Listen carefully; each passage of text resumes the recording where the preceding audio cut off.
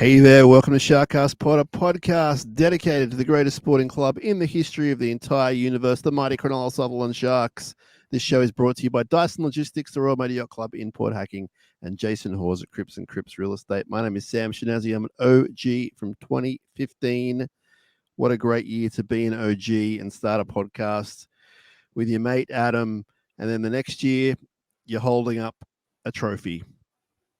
It is 10 years later, and I am not with Adam, but I'm with my friend Josh, who is an OG actually. And it's great to have Josh here. And Josh used to write into us at sharkcastpod@gmail.com. He used to go on the Instagram, the Facebook, the YouTube, the X, the TikTok. Now he joins us on a mostly weekly basis on one episode or another. He's part of a good crew we have at SharkCast Pod. And I'm just going to throw to him now. Joshua Bolling, how are you, my friend? I'm good, Shinazzi, mate. Unfortunately, the footy wasn't good, but life goes on, and we've got another week of footy coming up. How are you? We do. I'm okay, thanks. Yeah, I'm okay. It's good to be here with you now and talk about footy for a while. Escape the real world and enter the world of football. I know what you're thinking. It's the real world. It sure is. And it got real for us last Saturday night, Yacht, in front of a sold-out crowd. The Sharkies turned up. They started well. Tall Tom Hazelton scored the first try. And after about 20 minutes, it went pear-shaped. Performance-wise, injury-wise, result-wise, losing 32 points to 6, drifting down to 10th place in the ladder. Joshy, 5 of the past 6 regular season losses, so not finals, but regular season losses, been by margins of 26 points or more. So when we lose, we really do lose. And this is my favorite start of the week. The first 2 games of the year, Warriors Dogs, we conceded all 18 points together in the first 20 minutes. Against the Tigers, we conceded all 32 points after the 20-minute mark. So we started well and then fell off. Tell me your initial thoughts about the overall game and what you're thinking. Oh, man, I've been thinking about it a lot, unfortunately, for all the wrong reasons. When I turned it on, I had this great feeling all week that we were going to win, and we are going to win well. And then I saw Benji in the dressing room right before they ran out, and something just came over me like something's wrong. They look really good. Benji looked focused. He looked sharp in his suit. The players looked really focused, and I just had this bad feeling that it was going to go wrong. And then we started great. The energy was good. We were flying through the middle.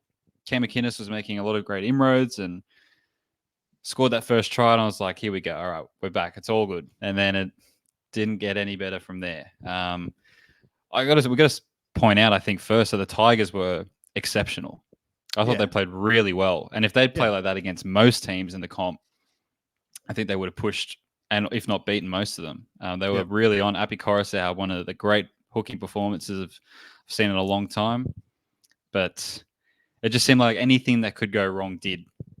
And those stats suggest that when that happens, when things go wrong, they really go wrong for us, and we just don't have that mental fortitude to fight back, which is disappointing because the first 2 weeks we did have that.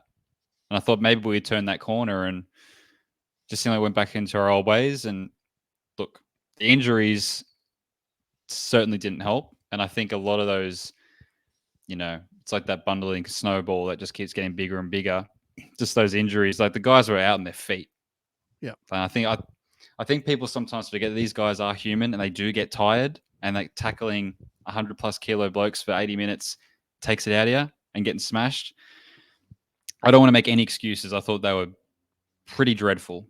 Mm-hmm. One of the worst performances of the last couple of years, but also realistic that when you have one guy on the bench for about 20 minutes, half an hour after getting pummeled already, it's a pretty tough going. And you were working. What was it like for you for that viewpoint? Yeah, it wasn't much fun. It's never much fun when you lose when you're working on the actual game, but to lose like that was not pretty. And just bizarro things like Royce Hunt getting injured, getting up off the bench to go play, which, completely innocent. And like, that's just a thing that doesn't ever happen. Things like that. and I'm not suggesting that change the game performance-wise, but it changes your rotation. It means like Tom Hazelton played for, what was it? 58 minutes. 58 minutes. That's not normally what he does. So not to say it's not good for him to do that, but little things like that do matter. What we can't excuse, though, is the fundamental performance. Completing it around, I think, 67% tops. You're not going to win games like that. The handling wasn't great.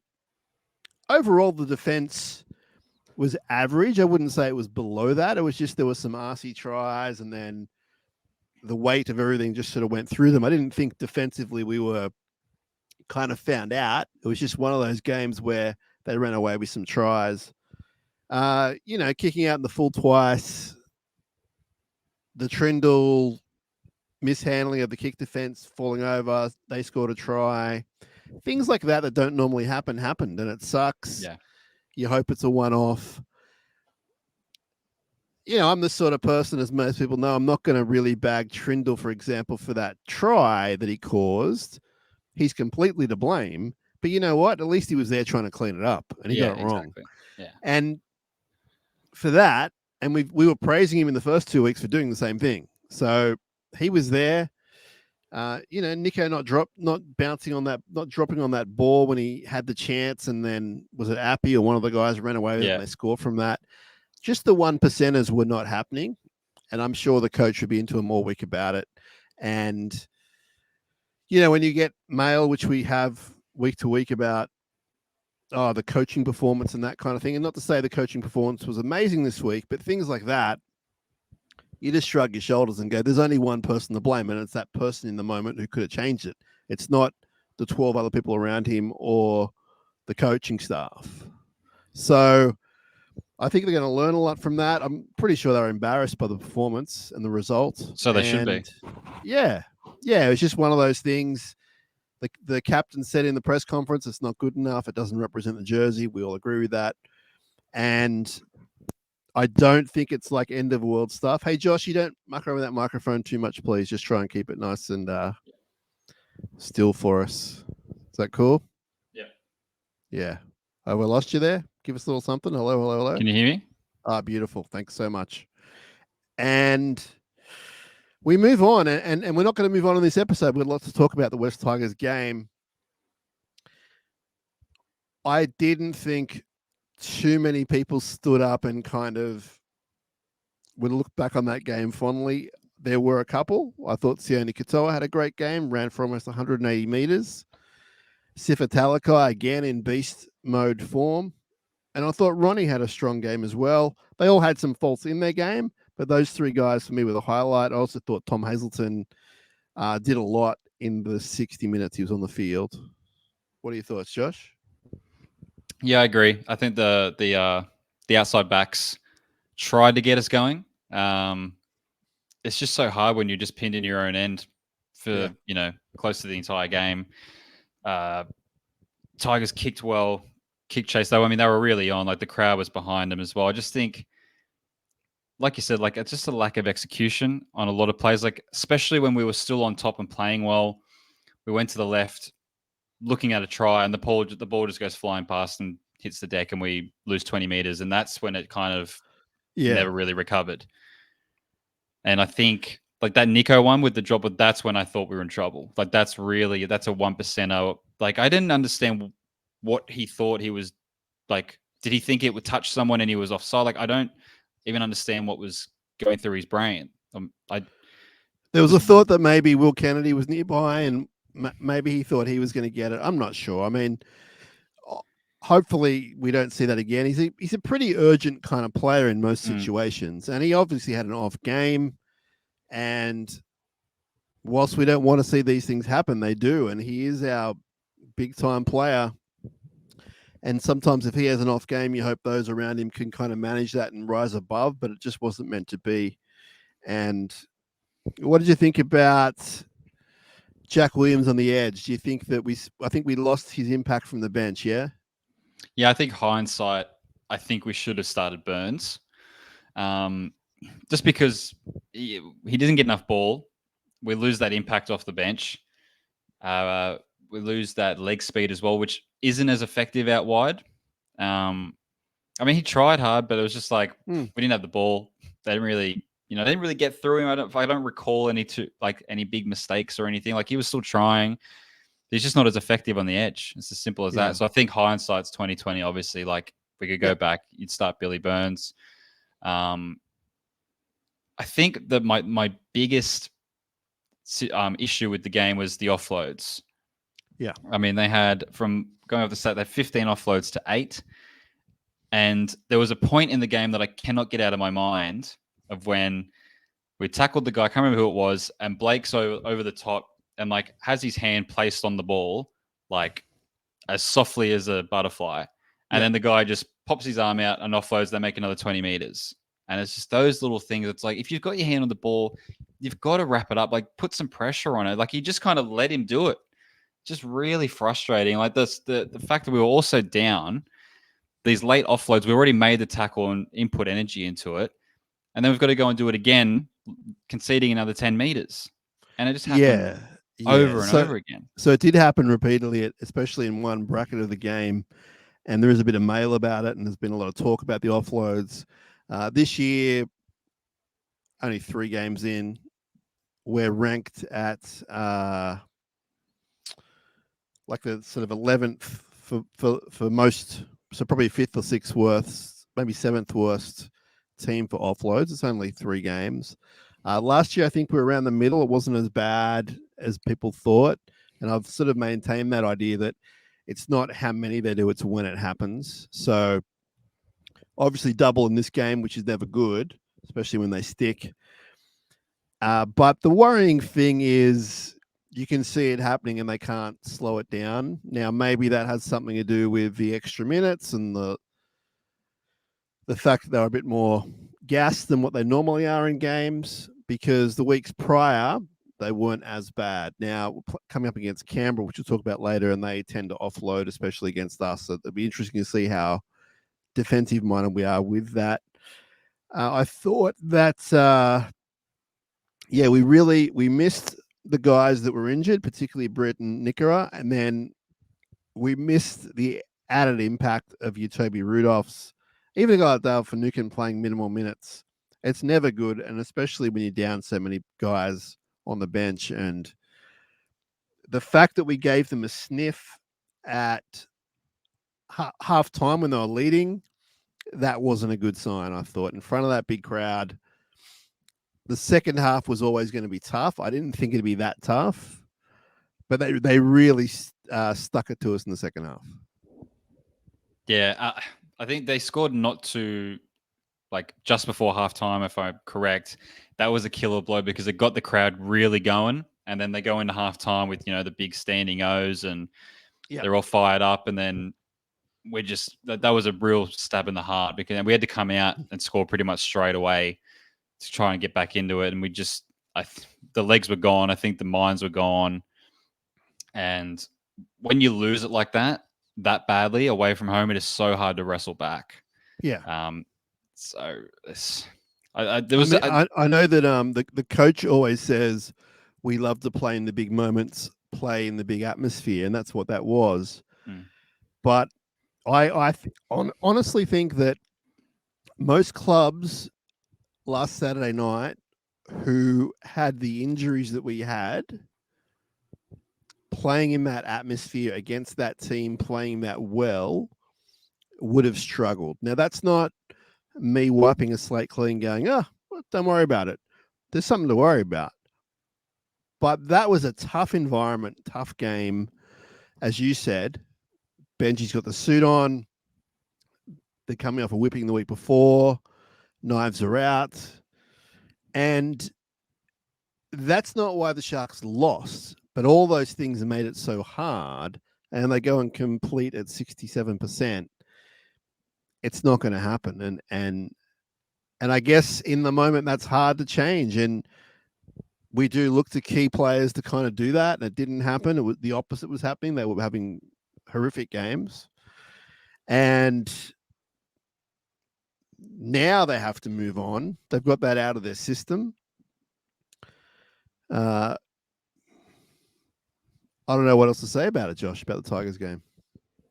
Yeah, I think people sometimes get a little carried away when you get smashed because every team does get pumped at some point in the year, and maybe more. Good teams get beat sometimes. Like, I'm not saying that we're amazing top four, going to win the comp side type of side, but I mean, the Cowboys had like 70 put on them there last year. Like, it happens. Like, again, I don't want to sound like I'm being overly positive or making excuses, but like, that's what happens when you play sport. Like, sometimes you lose and sometimes you get pumped by a better team.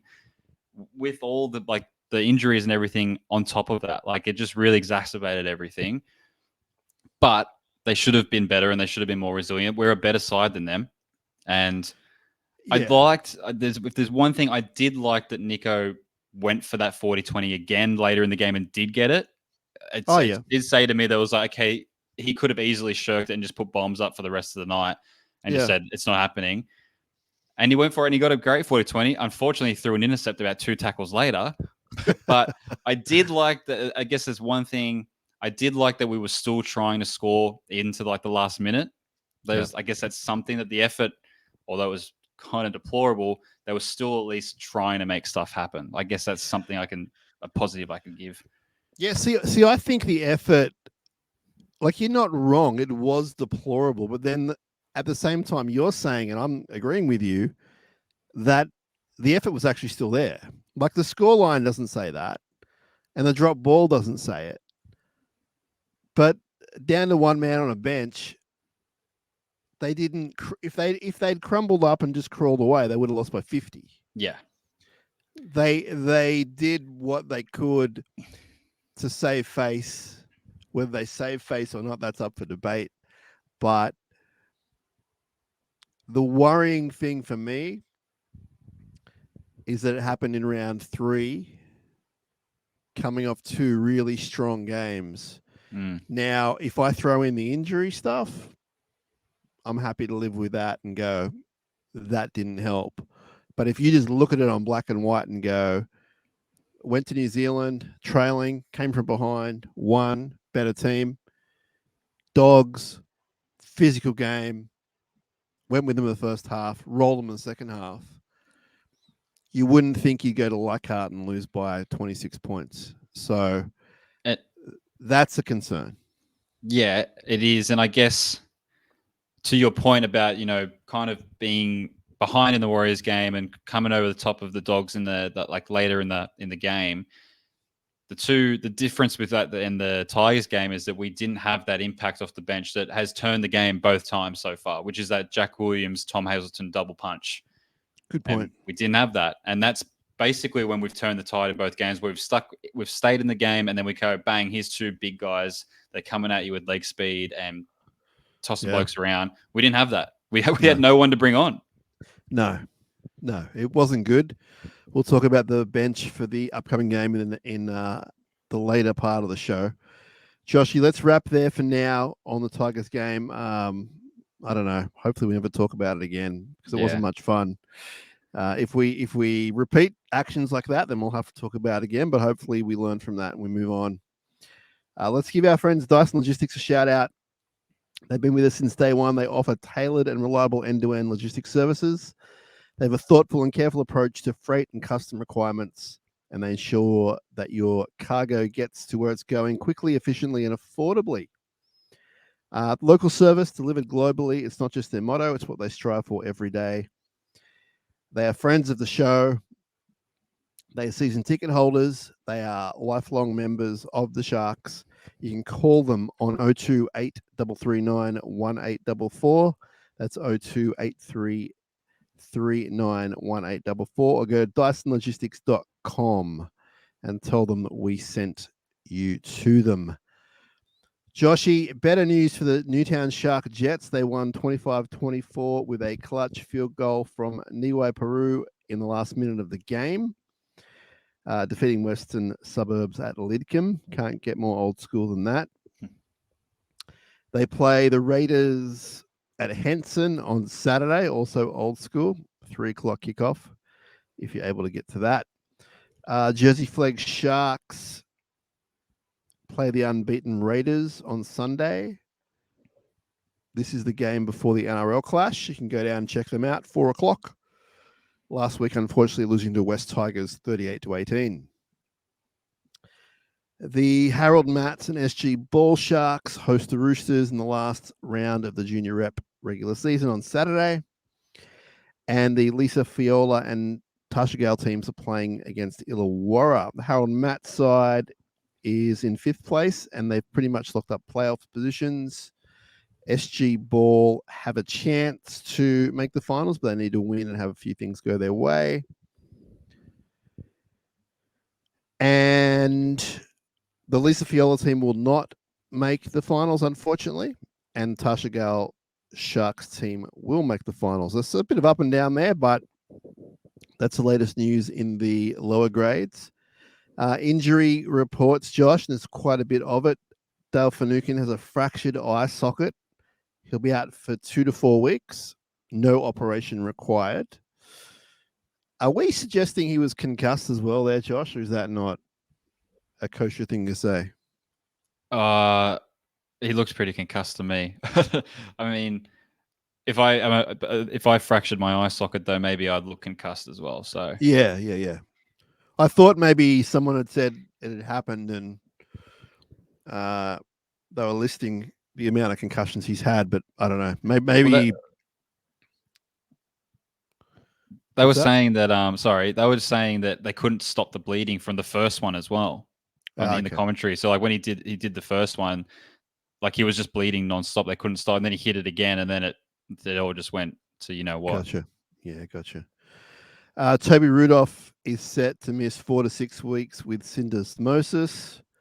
That is not good. He was in great form, coming off the toe injury, and that's a major blow for him, major blow for the Sharks. Royce Hunt strained his calf while warming up on the sideline. He's looking at 4 weeks at least. And we know a few of the other boys are out. Hamlin Welly back after the bye. Jesse Colquhoun not till later in the season. So we're going to feel that. We'll talk about the team later on, but that's what's happening with the injury news. In much more positive news, Josh, 2 bits of news for you. First of all, the Paul Gallen ET mural is ready for Sunday. And I'm just going to say it'll be there for people to take the selfies and have their family photos in front of it and all that sort of stuff. So it's going to be amazing. And what do you think, Josh? I can't wait to get a selfie with you outside of that. I know. It looks, just from the photos that Gaz has been snapping, it looks amazing, doesn't it? The detail and the just the colors are really vibrant. I can't wait to get down there and get a photo with you and a couple of my mates. It'll be after a win, hopefully. There's a bit of a media gathering happening a few days earlier, which would be great. I believe both the goats will be there, so wait and see on that. Hopefully we'll get some. Hopefully we'll get to cover that for everyone down there and see what's happening. But yes, Sunday, if you go into the game, you'll be able to check it out. I think it might be the last bit of news, but it's certainly the biggest, and that is that our friend Dylan Wright is your 2024 Australian Idol, Josh. He did it. Out of thousands and thousands of people, this guy was just flawless week in, week out. A lot of support from the Sharks. A lot of support from SharkCast Pod. I would like to thank everyone who supported him in whatever way you have. Also want to thank you for allowing me to talk about it week in, week out. But he's a good mate of ours now, and he's a legit fan of the team. And it was important that we helped him out. And, man, just incredible stuff. Life-changing. Such a great story. I mean, and to have, one of our fellow Shark family members do it on the big stage. I saw him doing his duet with Knowlesy. That was awesome. This guy's such a good voice, and he really stuck with him. Like Knowlesy, like a super professional, great singer. It was I'm really happy for him. Like, good on him. Like, that takes a lot of courage to do something like that.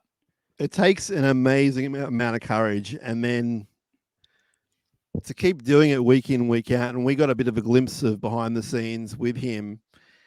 and with his family and what they go through and what they did for him. And it was a massive team effort. Like it's just bonkers. And now he's a Sony artist and he's already on his way. He's done a bunch of media today. Oh my God. I don't think he would have slept for like a long time. He may not sleep for a while, but he's probably listening to this at some ungodly time. So thank you, Dylan, for allowing us along your journey, and we'll have you on the show soon enough, and hopefully we'll go see you play a show soon. Josh, I think that's all the news. I wanted to finish with something upbeat like the mural and Dylan Wright. Maybe there'll be a mural of Dylan Wright next to Gallon and ET. There should be. I mean, a smaller one, but sure. Why not? After they put your one up. Oh, me. Yeah, okay. bit of talk about that going around. I don't know if that's going to happen in my lifetime, at least. So we want to tell you about the RMYC down at Port Hacking, which has been supporting us for a long time now, the RMYC PH. And they have a new eatery, if you will, called the Galley. And the new chef there is Dom. And he was from the greenery at Cronulla Golf Club. They've changed hands and now he's at the RMYC Port Hacking. And you can get some incredible food there. Members discounts apply. Member account sales are still active. Go and check them out. You can book online at rmycph.com.au or via a membership app, or you can call them old school 9523 9300. And there is breaking news, which we broke last week, Josh. We're going to keep repeating it just for a little while. There is no more free garlic bread for SharkCast listeners. We apologize. It's nothing personal. It's just one of those admin things. No more free garlic bread, baby. But we still love the RMY. Am I saying it right? The RMYCPH, of course. Our friends down at Port Hacking. And hello to Liam. And we got to get that recording done because these live reads are killing me. Just a joke, Liam. Just a joke. They are big supporters of the Sharks, I should point out. And you can go watch all the NRL games down there. Josh and I have watched a few games down there in our time, which has been fun. And we'll do that again soon enough. So go support them if you're a local. If you're not a local and you come to town and watch the Sharks, go down there and check it out. Time for the mail, Joshy. We've got a little bit to get through, which is great. And the first one's from Tomo. Tomo says, have a good think about our first two rounds. I think we played maybe 40 to 50 minutes of decent footy, but the entire two rounds were punctuated by continual errors. Since 2016, we have been average at best, and our biggest issue is the continual handling errors. If we sort that out, everything else sorts itself out.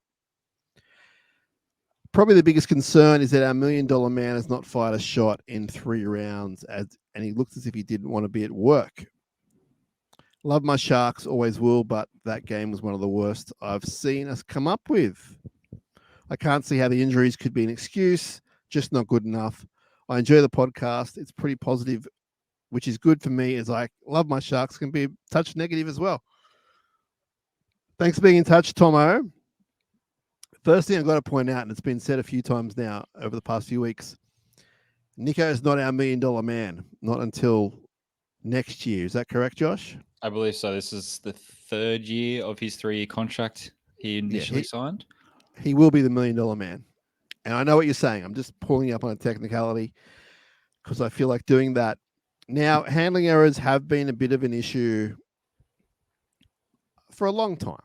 I mean, the Flanagan era towards the end, John Morris era, Fitzgibbon era. I don't know. I don't know how. Is it just part of the game, Josh, that some weeks you're going to be better than others? Yeah, I mean, it could come down to a concentration and fatigue thing. It could be a technique thing. I don't know how. Look, and I'm no expert and I'm no coach, but I don't know how you coach that. Like, how do you make a team better at ball handling? I don't know. I'm sure there are ways to do it, but better men than me would know the answer to that. But I think I don't disagree with what Tomo's saying. Like, I think that not at all. From time to time, I don't know if it's week in, week out, but I think that we're playing under Fitzgibbon, a lot more of an ad-lib style football a lot of the time. Maybe that's got something to do with it. And I take your point. Like and you're 100% right. If you cut that out, you'll improve so much. Like if we had held the ball last week, Josh, we would have won the game probably, maybe gone closer, been in it with a shot. So Tomo's right. Appreciate you being in touch. Our friend RCB said once again, bullied by anybody with a decent middle of the field.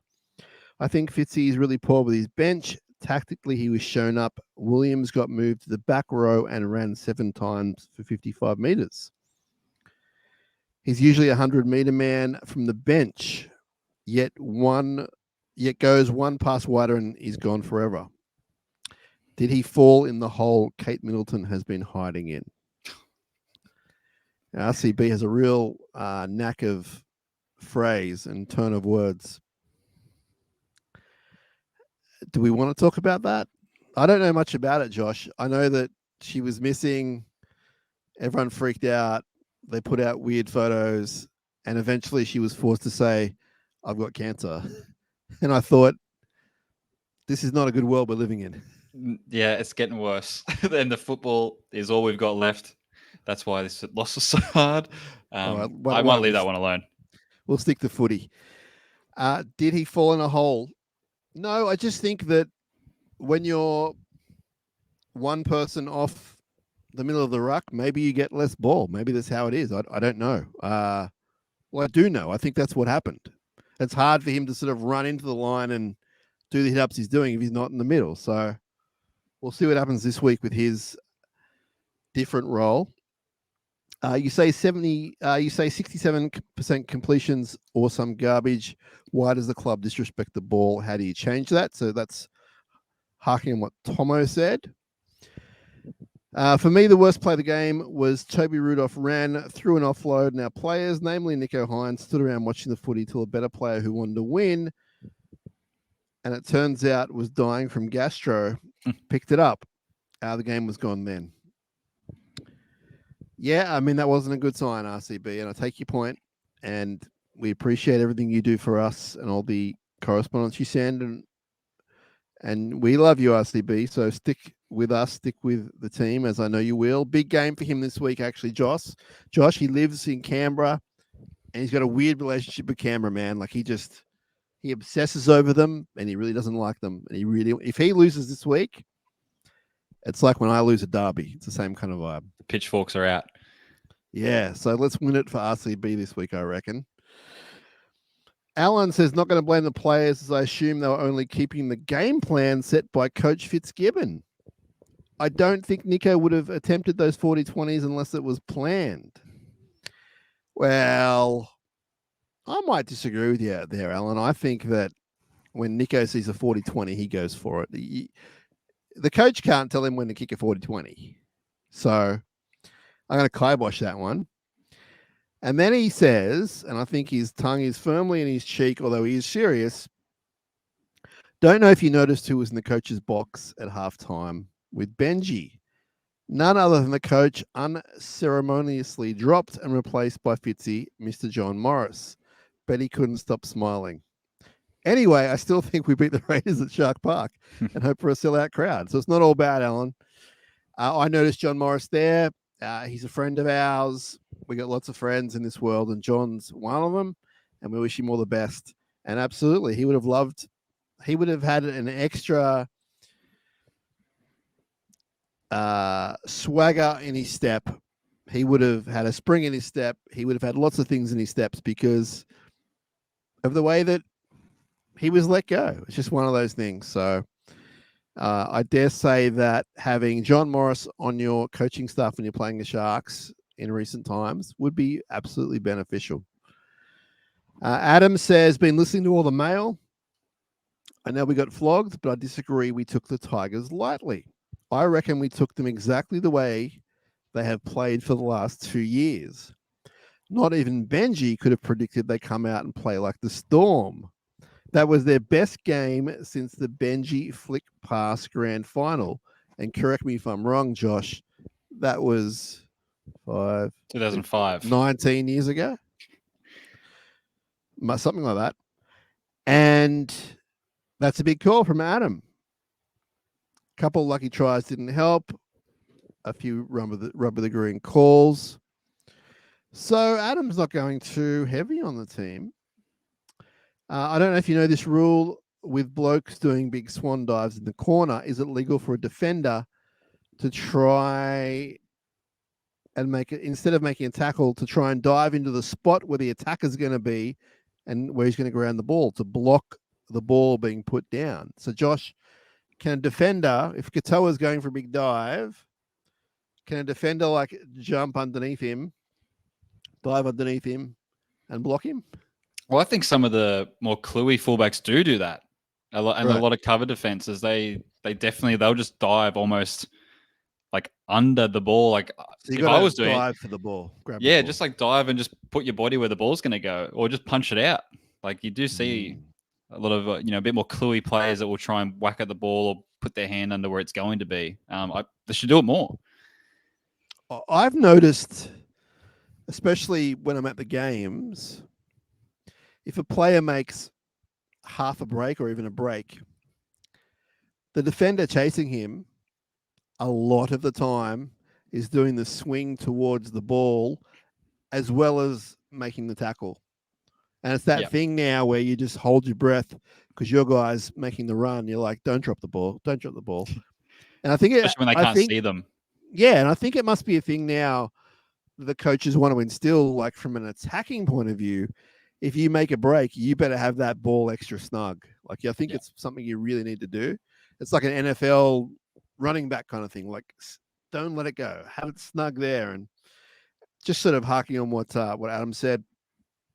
He also said, I saw Wilco, the band, and he almost cried. They were flawless. So Wilco, Josh, are one of my favorite bands. I know Adam's a big fan of theirs. An American, country rock band, but also a bit experimental and very guitar orientated. They did an opera house show and more theater show. I had a ticket for the opera house. I had to let it go last minute, which really sucked, but that's how it is. I've seen them play a bunch of times. And go seek out Wilco, Wilco, if you have an interest in that kind of thing. Fantastic band. Oh my God. Neil says, having watched the game from Hell the other night, I'm searching for reasons for that debacle. I agree with you, Sam. We weren't ambushed. We started well, got the first try, lost some players to injury. Decisions didn't go our way. Never helps. The big problem I saw was late offloads. We couldn't match them or stop them. Surely Fitzgibbon could see what was happening. Yada, yada, yada. How do you stop the offload, Josh? If you have an extra man in the tackle, there's a guy less in the line. Yeah. Strong contact as well. It's hit and stick. Like, it's really basic principles. Like, whoever's up top, wrap the ball, get your body around it. And that was my whole thing with Blake, was he kind of just had a lazy hand on the top of the ball. Like, yep, that'll do. And it's like, no, like this, like the Tigers are on, they're fighting, and he got his arm free and he tossed it and then made another 10 meters. Like, I think it's also a concentration thing, because then you're gonna have to go back and make that extra tackle. So I completely agree. That's really frustrating. Neil also says, I'm concerned about lack of a speed. We've lost some fast ones like Val, Metcalf, Miller, and Tracy over the years. Ronaldo is the only fast one left. We need speed to go to the next level. Even an X factor off the bench. Dykes might be the answer. What do you think? Up, baby. I don't think we're one of the quicker teams in the NRL, Neil and Josh. And I miss that a little bit sometimes. I think Bronson Sherry was a great substitute for that, but that got ripped up, obviously, for what he did. But I would love to see someone like that at some point come in. But I also don't think it's a problem with the way we play. I think that we're at our best really creative. And our thing is more, we're going to sting you from 30 out rather than score a try, from our own line. I mean, we've seen Sione, to be honest, like go back and look at all of his runs in his career. Sione's never been a fast winger over a long distance. We've seen Sione get caught most years, once or two times when you think he's going to score, he gets run down. That's just how it is. He brings a lot more. I'm using Sione as an example. He brings a lot more to the table and that substitutes for speed. So I don't think it's a massive issue right now. Would I like some? Absolutely. Is Dykes the answer? Maybe Is not. he that fast though? He'd be Like, fast over a short distance. yeah, but I He's wouldn't more of say a he's any creative. faster than anyone in the team. No, he's more of a creative player than a Yeah. runner. Yeah. So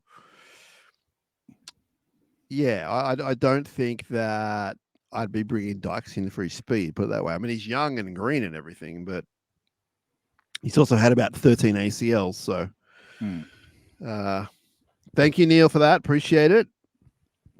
Steve has made some dot points for us. He said Kasfusi is not a starting prop. He would not be in the top 4 props at the Roosters. What do you think about that, Josh? Yeah, he's here as a bench guy. He's just he's being forced to start, isn't he? Yeah. Unfortunately, Yeah, and I think he's doing an okay job. And we've talked about it. Like when they're all fit, he may not even make the 17. So he's doing a job right now. Could he do a better one for us? I hope so, but not the end of the world with him starting for us. I'm kind of glad he's there, to be honest, yeah. compared to a young Max Bradbury or someone who's who's not ready. So Steve says Katoa is a good player but has no speed. He got ran down in 30 meters, not good enough for a winger. Well, Steve, I would disagree and say he does have speed, but he's not the fastest guy out there. I just discussed that, so we might move on from that one. Lack of edge backup. Other teams have depth. I would love a perfect world to have edge backups that are amazing, but Britton Nicorar is one of our best players. Teague Wilton is an absolute regular. They both play 80 minutes. You can't afford to have a amazing second rower on your bench or playing reserve grade. That's what a Billy Burns does. He comes in on a pretty small pay packet, and hopefully on a good night, and we'll see him play against Canberra at some point. Hopefully he makes his tackles and does his runs and gets a job done. But it's hard to have backup in every single position. So we're kind of covered in the backs. Halves, bit squeaky there. Props when everyone's fit, yes. Middles, it's hard trying to squeeze them all in. You got some superstar players on bigger money. The cap gets squeezed. It's hard, Steve. And you only notice it when one of the two guys aren't there. You say that our attack has been ordinary. 6 points, the most scored in the first half all year. Our attack has been ordinary. I think it's been clunky from time to time. Absolutely, it's got a long way to go. It's a relatively new halves pairing. We're struggling with forwards to get forward and move forward. So it's a wait and see for me on the attack. Is that fair, Josh? No, I think that's completely fair. Like, to your point, is it's definitely clunky. In saying that, though, I don't really care when we score the points as long as we win. If we scored all our points second half every game forever, Yeah. I'm okay with that. I mean, and I also think like you said, like we have been camped in our end net for pretty much all 3 games. We've been in our end coming out struggling to get meters without a penalty. So it's hard for our halves to really get going when they're not having a platform laid for them. Yeah, I don't have the numbers in front of me, but if we were to look at time in the opposition 20 all season, 3 games, Wouldn't be much. no, it wouldn't be pretty. But when we do get down there in the first 2 games, we tend to score. So wait and see on the attack. You mentioned the offloads, which we've already addressed. You say we have a habit of not giving young players a crack. And I'm going to disagree there because under John Morris and under Fitzgibbon, we've debuted a number of players. You can't be debuting players every week. If you are, you're going to have massive issues. And if you're talking about an Iro, for example, he's waiting his time. I understand that. But I do disagree on that one, Steve. I think that the coach plays the guys who are ready to play. And if it's a 18-year-old whiz kid, he's going to play him if needed. So I disagree on that one. And I'm going to disagree with your last point, which I actually replied to you as well. You said the commentary, regarding the commentary, Andrew Voss must hate the Sharks the way he was riding the Tigers. Now, I am completely biased. I do work for Fox Sports. He is a colleague of mine. I dare say he's a friend of mine. There is no one in this world, Josh. No one listening to this show. No one that I've met. No one that I've encountered. No one that I've seen on the internet who loves rugby league more than Andrew Voss. There is no one. And as far as teams go and players go, there is zero negativity in his mindset when it comes to rugby league. And the only reason I'm saying this so deeply, Steve, is that we do hear this most weeks from different people, like such and such doesn't like this team. Such and like. I'm not going to speak for everyone as a blanket, but I'm telling you, for example, the one you bring up, Vossi, he does not hate anyone, let alone Cronulla. I know for a fact he actually enjoys calling the Sharks games. I know Brandy Alexander cops a bad rap, and again, biased colleague, I dare say a friend of mine, doesn't hate anyone. He loves the Panthers, doesn't hate anyone. So just thought I'd address that. I understand that it's hard when your team's getting whipped and the commentary is like, isn't Leichhardt great? And listen to these fans and look at that kid on the hill on the Tigers jersey. I get it. I completely get it. But I'm just letting you behind the curtain without sounding like a you-know-what and just saying that it's not true. So I hope that helps you. You can make up your own mind, of course. Sharks to Sean, if you remember, Josh. We've got a few Seans. This is Sharks to Sean. He says the good things can't get much worse. Bad night, the wheels fell off. It happens to most teams except Penrith. Let's move on. Great to have a game like this at this time. Let's hope any complacency is now gone. A brutal lesson to learn, but maybe we look back on it as a blessing. The bad, my main concern was not the lack of urgency or the plan B with Nico. Or was that your main concern? My main concern... Yes, you're concerned about Nico's form. You do concede, though, that he might run out this week and destroy the Raiders. It's a tough one, Nico, Josh. Like, he banked up all the Dally M points in the first two games, and we admit he probably wasn't our best, but he was certainly pretty good. And then he was really bad against the Tigers. And it's 3 games. So he's been good in 2, bad in 1, really bad in 1. Again, I think for me, it's too early to call what's going on. I know there's a thing out there that he can't win the big games or whatever. And I don't know if I'm even calling this a big game, right? It's a game against the Tigers at Leichhardt. I want to wait and see on Nico. Josh, what are your thoughts on him? Oh, he's not playing lights out. I think we've got to remember it. I don't think he didn't even play the first 2 games last year. And so he'll be better for the run. He's not playing well. I mean, in terms of attack, I think there's something not quite right there. Yeah. I've been thinking, and I know I could be crazy. Do you think that he said he put on a bit of weight for the defense over the offseason? Do you think that might have anything to do with his offensive output?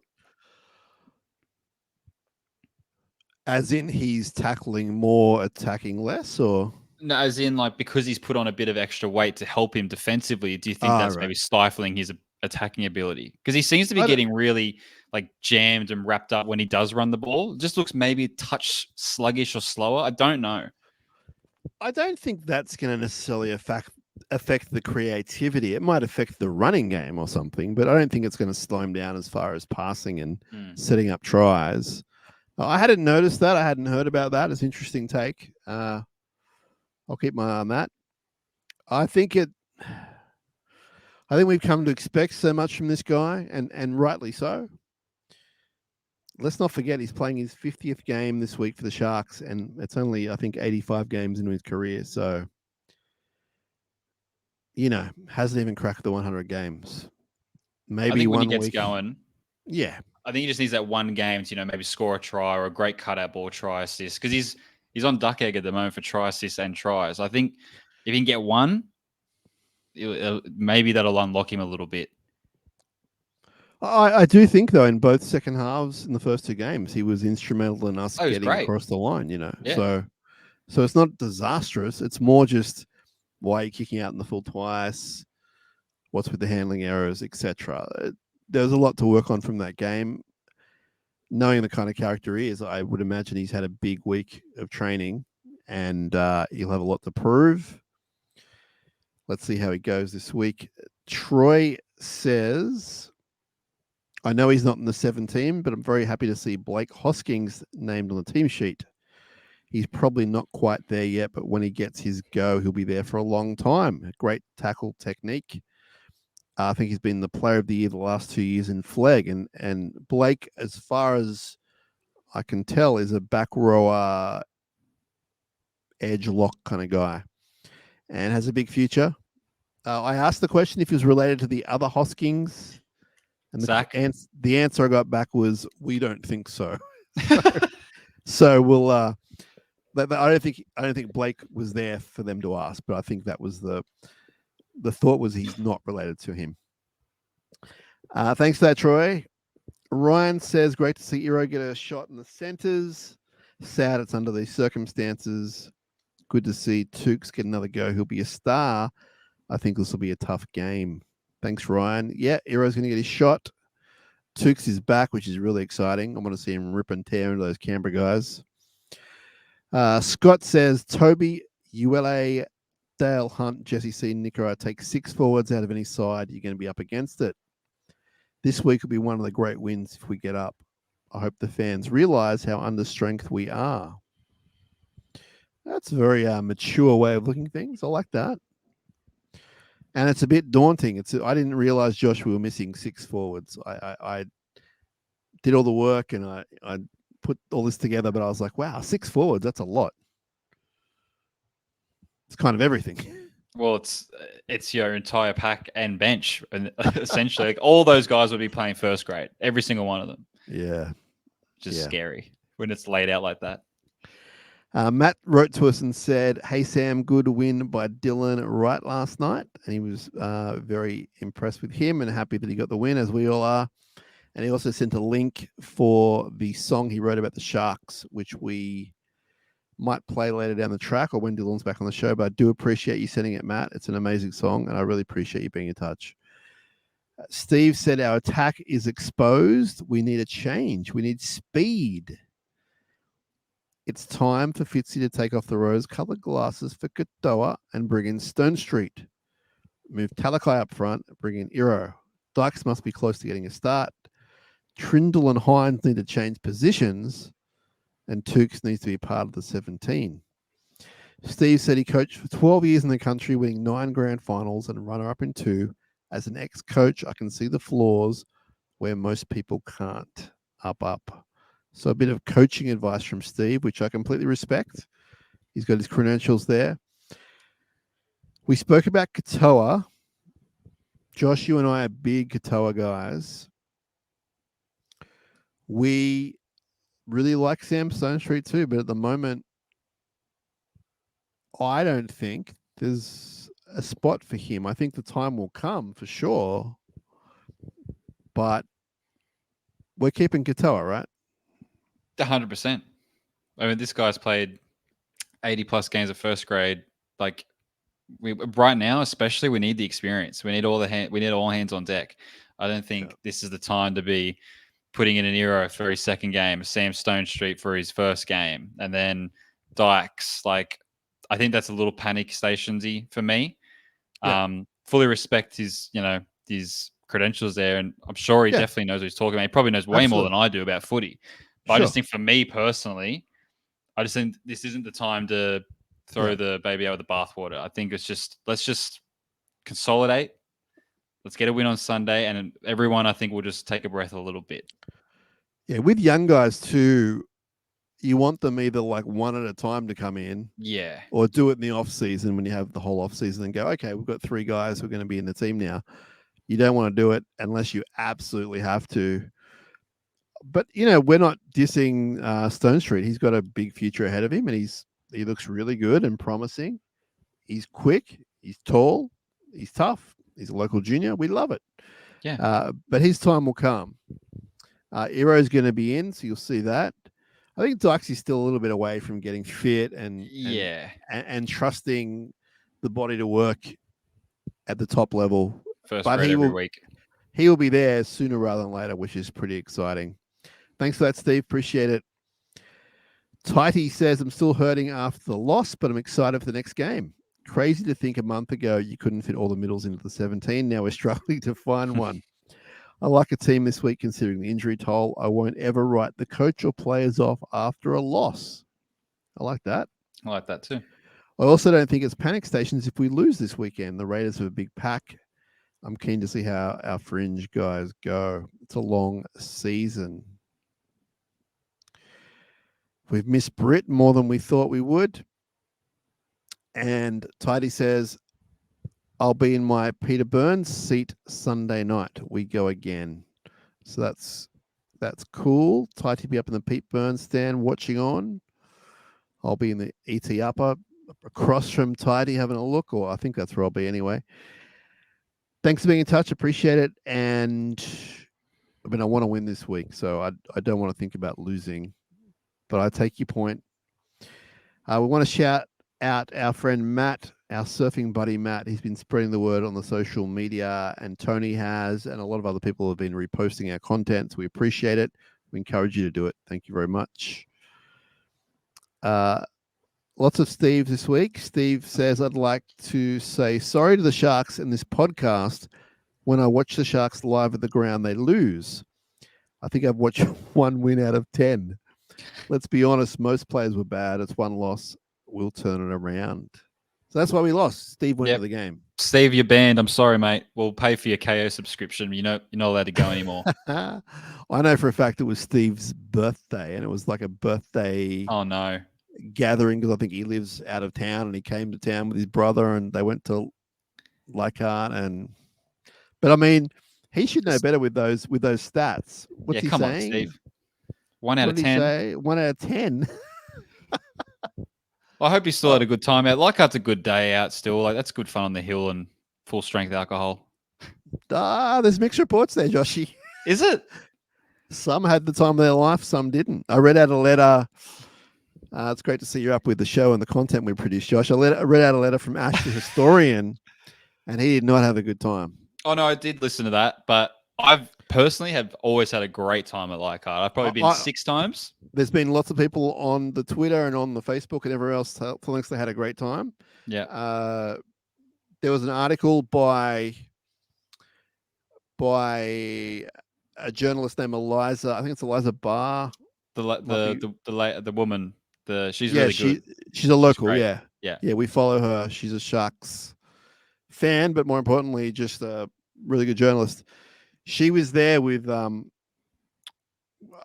family or friends on the hill, and she had a horrendous time, and she wrote about it. And I have to point out, like, that's one person's experience, and I back her. I believe every word she wrote. But I guess my point is the person standing 30 meters across might have had the greatest time of their life and gone, no, I didn't see any trouble, didn't hear anything. So everyone's got a different experience. I'm not taking away from what she wrote. You should go have a look at what she wrote. It's not good stuff. But there are other people who had a great time. Ash didn't have a good time. Other people had a great time. So anyway, I wasn't there. Relative. I think that the ugliness needs to be removed. Like, we all like having a good time. You and I have a good time at the footy. Cross that line.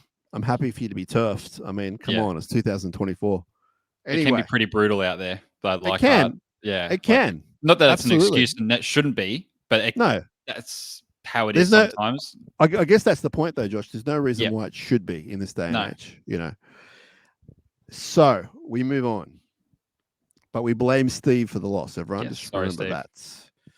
Brown Snake 750 said, I'm listening to the James Graham podcast with Shane Richardson, former Sharks exec Shane Richardson, currently the West Tigers. It's a really good listen. Do you think Dino would be open to a podcast to talk about direction of the club?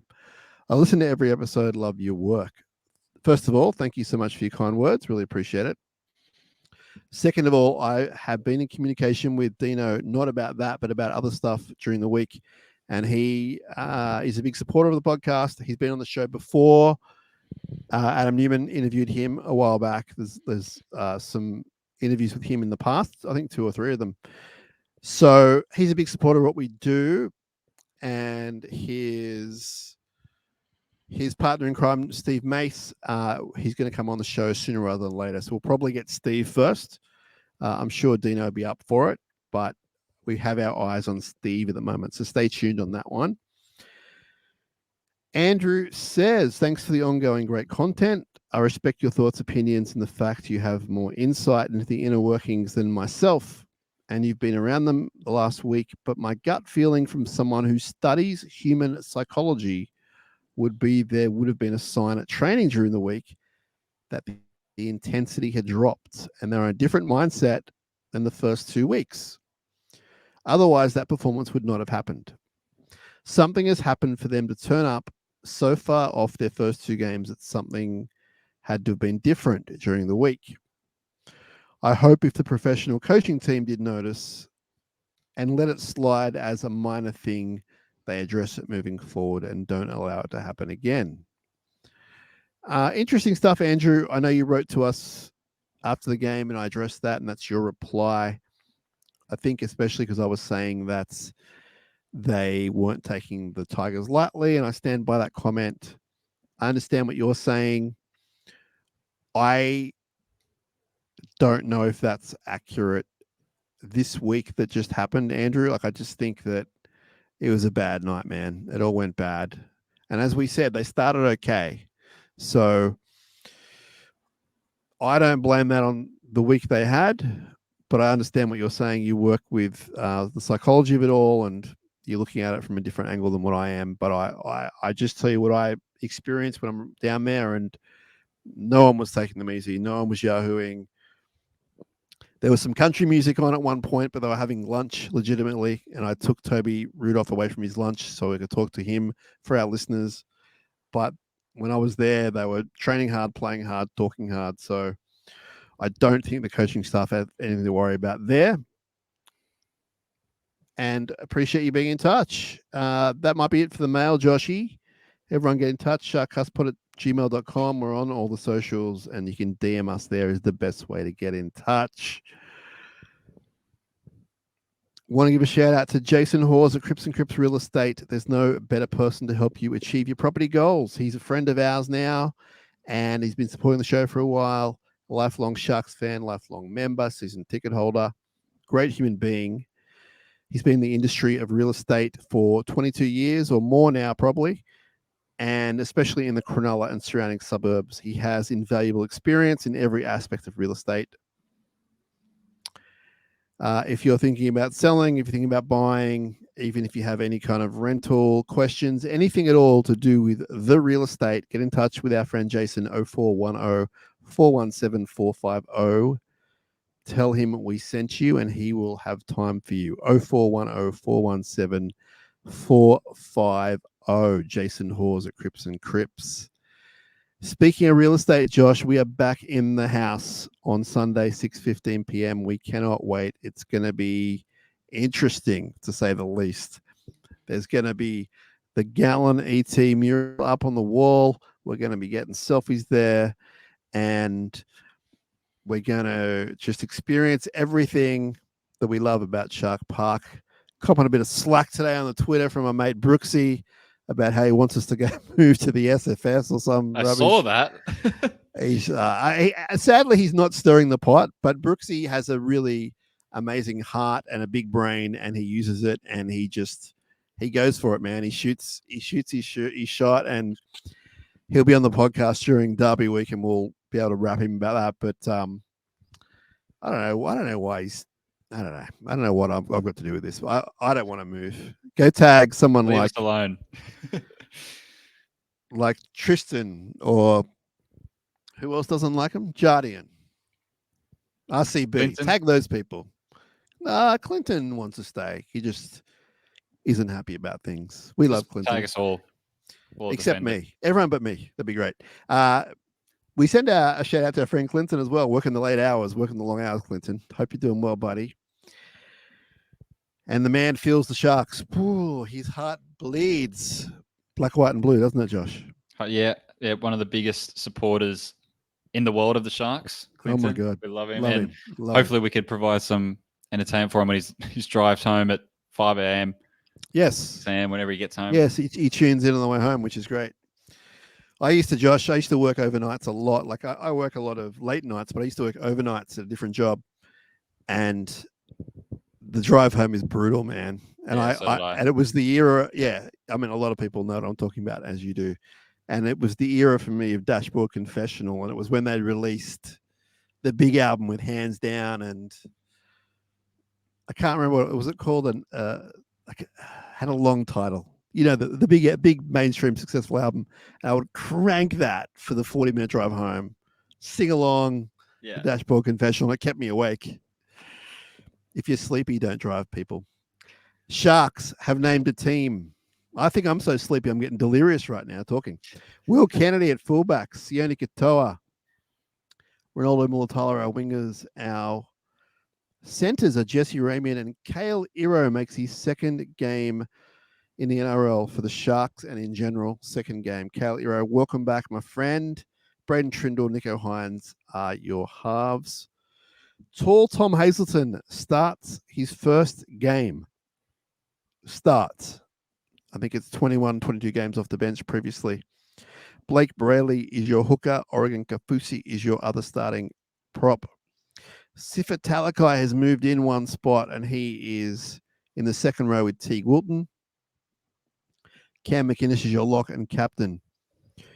Your immediate bench is Dan Atkinson, who has only played 9 minutes, I believe it is. 9 minutes. Thank you. 9 minutes of NRL over 2 games. Amazing. Jack Williams, Billy Burns, and Tuku Haitapua at your immediate bench. Atkinson, Williams, Burns, Tapua. Jaden Beryl, Blake Hosking, Sam Stonestreet, Niwai Peru, and Max Bradbury are your extended bench. I can't imagine the extended bench getting much of a go, but they're there in case anything happens. So a much different team this week, Josh, although the spine stays the same, which is always a good thing. Canberra have named some changes. So James Schiller is on the wing instead of Nick Kotrick. No, someone else. Kotrick's been out as well, just not being selected. Oh, okay. Sebastian Chris is back in the centers. He was suspended for putting our mate Katoa on his head. Yeah. The big one I see in 19 on the extended bench is Corey Horsburgh. I believe also returning from suspension. So I think he'll be playing. He doesn't mind playing the Sharkies either. So it's I say those changes for Canberra, but it's a fairly stable team for them as well. And we're in for a competitive game, that's for sure. Somehow we've got to match those forwards. And they're just a very, when Ricky Stewart's at its core, a very good coach, that's where they are in the first 3 weeks. They're 2-1. Should have beaten the Warriors last week. They should be 3-0. And they're gonna have 5 tackles, and then they're gonna kick, and they're gonna chase, and they're gonna do it all day long. They make the least errors in the NRL currently. That's their game plan, Josh. So they're gonna hope that we beat ourselves. I think that's the game plan for the Raiders. And knowing us, we probably have that in us to do it. But hopefully not this week, because I really want to win. And I'm a little bit worried about the bench because Dan Atkinson's pretty small and played 9 minutes. He's good, no doubt about it. He's a utility. Jackie Williams is there. Love him. Billy Burns, we haven't seen him do much for the Sharks yet, so I'm open to see how he goes, but fairly stable at best player. Big Tukes is unbelievable, but he's probably only got about 15 minutes in him. So it's an interesting bench there, Josh, if that's how it stays. Yeah, I was discussing with a mate earlier today about how we thought the minutes would work out and what like everyone's going to need to do. I mean, McInnes, as he always does, is going to have to put in a big shift. He's going to have to play 65 minutes, probably, if maybe 80. Williams is going to have to play big minutes. Burns is going to have to get on there to give maybe Talakai a rest, and then maybe we can bring Talakai on the middle to help out with the sharing of the minutes. Probably going to have to try and get 20 minutes out of Tukes as well. So it's going to be interesting. I actually think we're going to win. I probably know I say this every week, but I have a really good feeling about this game. I think with all the stuff that's going on over the last few days and the embarrassing loss and being out enthused, I think that's going to work in our favor. No one's, somehow we're favorites with the bookies at the moment. I think that'll change come Sunday. I just think, and I know it kind of goes against the ethos of this team of backs against the wall, injuries everywhere. I just have this feeling, and I'm usually pretty good on my feelings. So I just have this feeling we're going to win and possibly win well. I think this might be the one where Nico goes off and plays lights out. You think we're going to win well? I mean, in terms of performance, I think we're going to play well and we're going to get a good win. Okay. I'm thinking like a fairly comfortable 12-point sort of victory. I just can't shake it. I felt ever since the disgusting feeling of that Saturday night, I immediately clicked into gear, and I'm hoping that's kind of where the players and the coaches at, because they were embarrassed, and I can't see them doing that again. The Fitzy loves a bounce back, and he loves to just get back on the horse. So not too many times under his reign have we lost a few in a row. So I'm hoping that's the case again this week. I think you're right about them being pretty embarrassed, and it's not a fact about you lost to the Tigers. The Tigers are a new team, so it's a new year, new coach, new players. Like we saw last week, they're not a joke. Like they've got a 5'8" who's young and looks really great. They've got a solid halfback who's playing the grand final. They've got one of the best hookers in the game and a really promising fullback. So I mean, there's a lot there they're going to do. They're going to improve as the year goes on. I dare say we're not the only team that's going to get done by the Tigers. I'd be surprised if we're the only team. But the way the Sharks didn't fight was the issue. And yet, down some troops, get all that. But there was no reason, for Tricky to spill the ball. There was no reason for Nico to kick the ball out in the fall or not dive on the ball. There was no reason for some of our forwards not to get some more meters. So they got everything to play for. And I think it's going to be super close, Josh.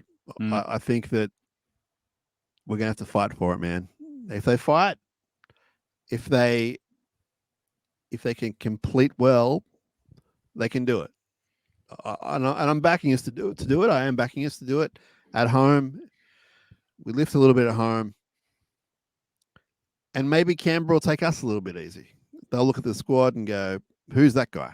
And maybe there's something in that. But I think we can get them. But we need to not dish out what we did last week. If we dish out what we did last week, it'll be a lot worse. A lot worse. Yeah. So Canberra rolled the West Tigers in the first week. So yeah, or second week. I think we would have rolled that Tigers as well. To be fair, they were awful. Sure. And Justin Olam, by the way, who wasn't there week one, he was really good. Terrific. I don't think the Raiders have a lot of points in them. So what it's going to come down to is field position and handling. And if we can play a lot of that game in the middle to more our end, and if we defend with some attitude, they don't have a lot besides, Hudson Young's obviously a great player, maybe some crash balls. I like that Ethan Strange. He can play. It's a lot of that left edge. So if we can just contain that, they don't have a lot to throw at us. They'll be gritty and they won't, like you said, they don't drop the ball much. That's going to be where the game is won and lost. If we can hold the ball and if we can have some resolute defense, I think we can win. We're still a better team than them overall. I think with like bigger stars, we've just got to apply ourselves and we've got to be patient. And I think we'll get some of those calls that the Tigers got being at home. Yeah. Hopefully, it's a beautiful Sunday night. I'm going to be there. You're going to be there.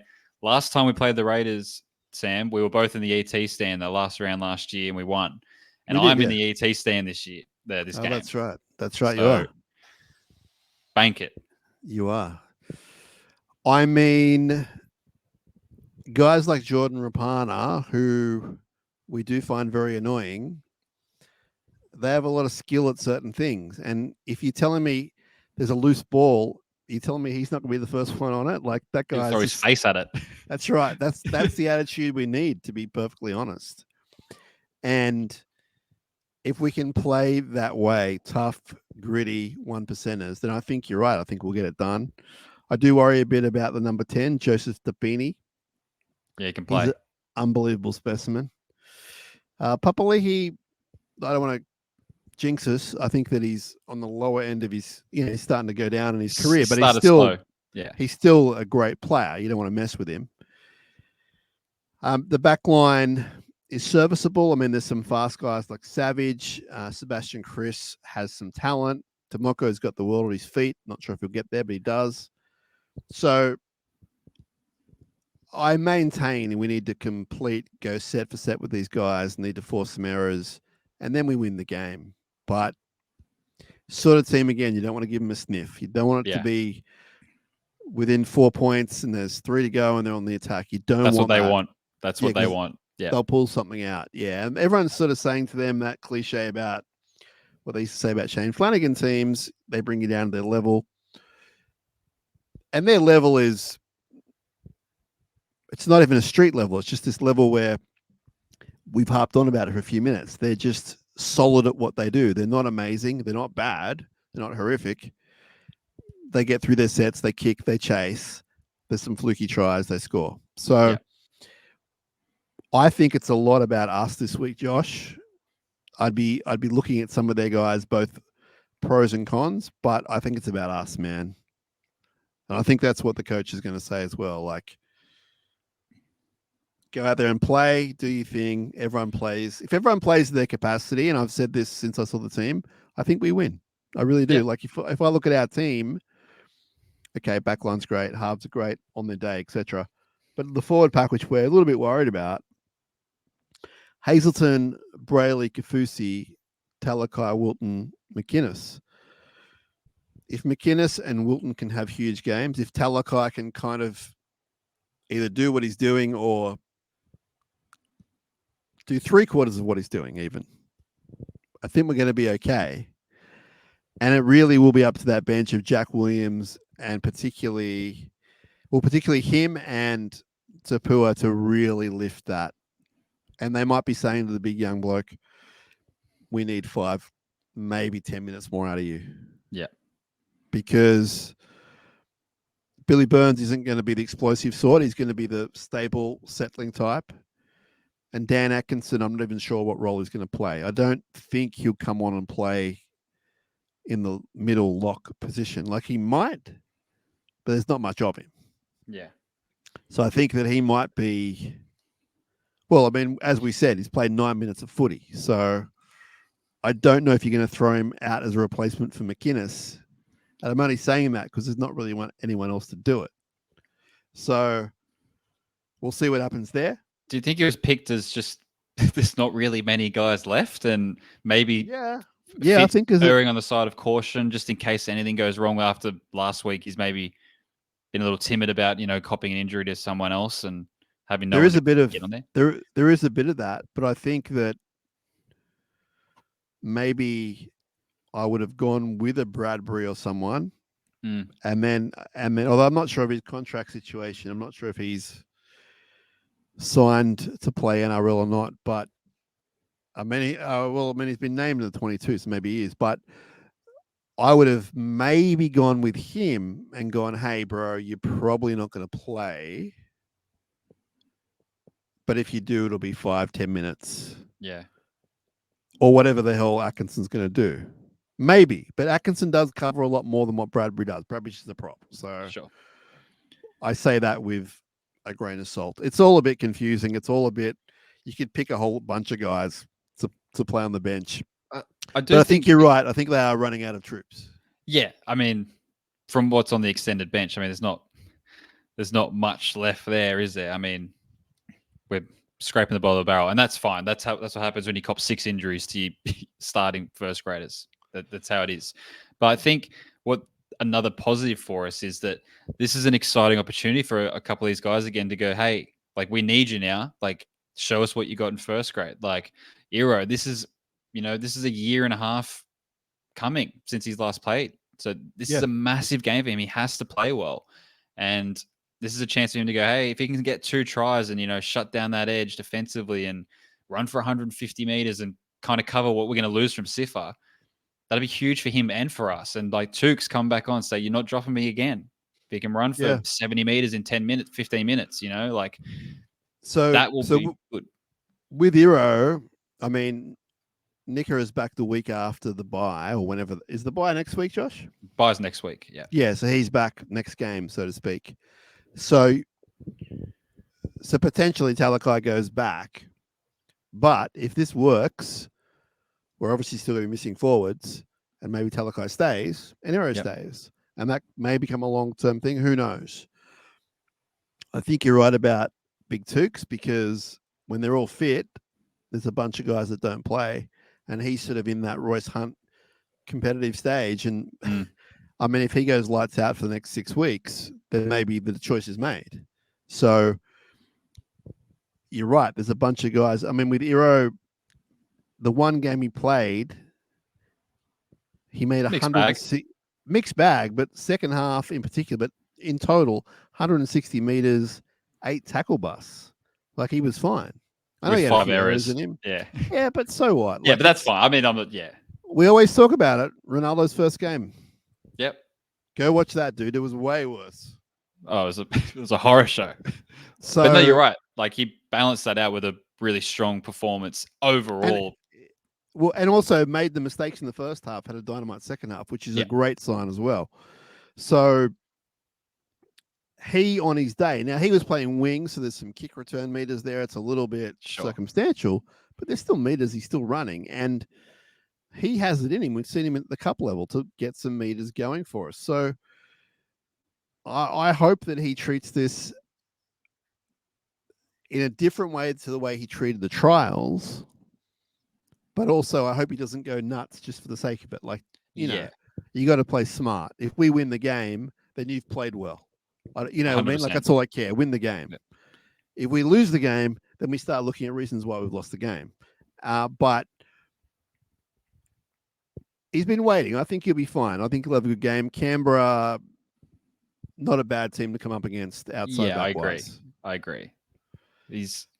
But he's got to, like, there is pressure there, because it's like, this might be the chance. So it's don't think of it like that, but it's like, also it is. Like, maybe we don't lose Sifra for the whole year and Nikora plays the rest of the year. Like, this might be the shot. You got to treat it like that. But go out there and show us why you're getting picked, and just play well. If he plays well, it'll go a long way towards us winning the game. Absolutely. Yeah, I'm looking forward to seeing him play. He's exciting. On his day, a very exciting player. So, Josh, that's about all we got, man. But it's going to be a big week. We're going to be back with at least one more episode, hopefully a special episode. We'll see how the cards fall, but we're going to hopefully chat to some people down at the ground coming up this week. But appreciate everyone listening, their support. Keep doing it. Keep telling your friends, your family. When you're at the footy, talk to your neighbours at the ground. Do you listen to those guys? SharkCast Pod. Oh, no, they're okay. Yeah, he's hey, put it on your podcast app and da-da-da. Keep spreading the word, because that's how the show gets bigger and better every week. And people are doing it, and we really appreciate it. It's going to be a word of mouth thing, so we've got to keep spreading the word. Josh, thanks for your time, my man. What's happening the rest of the week for you? Just getting stuck into work's pretty crazy at the moment. Looking forward to the short week, the next 2 weeks. We got 4-day weeks, so spend the Friday with the family, and looking forward to Sunday. I really can't wait to get back down there, and it should be a nice day in the mural and footy back in Shark Park, and hopefully get a nice win. Absolutely. You're definitely going, aren't you? I am, yeah. I am. Yeah, definitely. Exciting. Give you a big hug, and we'll get a photo in front of the mural and buy you a beer. I got a feeling that we'll be, in inverted commas, using this word friendly, fighting for people to get a photo in. Yeah. I mean, it's a big mural. It's so massive, there's lots of places to do it, but I think every Sharks fan's gonna want that photo, especially on Pretty Sunday, cool, which is awesome. It's amazing. Yeah. Absolutely. If you haven't seen it, you're in for a treat. It's really cool, and I have to both congratulate the club because it's amazing, but to be fair, also say this is how it should be. And to be completely frank, without being selfish, we want more. Yeah. There are spaces around that ground where you can do the exact same thing. And you need one for Fetus for scoring that try. And you need just some more club greats and signage, because that's what we want. That's the vibe. You got to make that place fun. The place cops a bad rap for a lot of reasons, and some of it is accurate and some of it's not. But the more fun you make this place, the better the experience, the better vibe. And it's a great start. So I'm not being critical. I'm actually praising them. But I seriously want more, Josh. Like I at the end of the day, and this wall is sponsored, the signage is sponsored. End of the day, the money that this costs is not end of world stuff. Like it's affordable. It's not $3. And I'm not going to mention the prices that I think it is, but it's doable over a period of time. Like you can afford to do this if you really want to do it. So congratulations. Just don't stop. Send your mural photos in to SharkCast as well. I want to see them. Yes, please send them in at SharkCast Pod on the socials and sharkcastpod@gmail.com, and we'll check them out. And in fact, if you want to just tag us, we'd like that as well. And we'll I guess we retweet it on Twitter. Yeah. Do the Insta stuff. Just tag us at SharkCast Pod. Probably the best thing. Probably better than emailing. And we'd love to see him. See him in the Shark colors. So that'll be it, Josh. We'll get out of here. I've been rambling for a little bit now. Pretend to do it. Let's win so we can play the team song next week. We can't play it today, unfortunately, but let's play it next week. Enjoy the rest of your week. You'll be hearing from us. I have no doubt about that. So stay tuned for another episode or so. Until then, Josh, thanks, buddy. And up Cronulla. Let's go. Come on, boys. Let's go.